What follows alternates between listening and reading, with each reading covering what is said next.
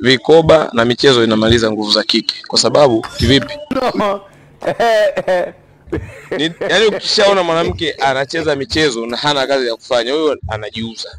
Mimi sikatai mtu mwanamke kuwa vikoba au kwa wapi, lakini kuwa kwenye vikoba ambavyo vina mashiko.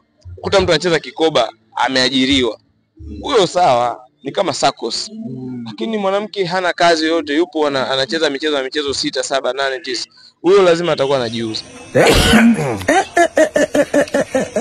Mwanamke anapokuwa ana vikoba vingi, hata hamu ya kufanya tendo la ndoa inapotea. Kwa hiyo ukishapoteza hamu ya tendo la ndoa, nguvu za kike zimeisha. Ukavu. I wonder.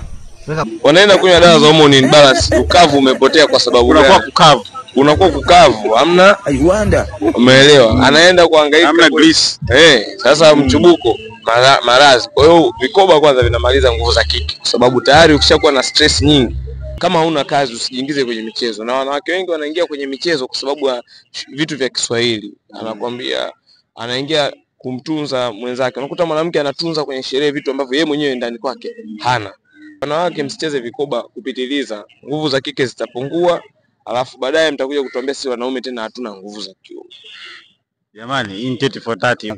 Wanawake hili mnalizungumzia unasema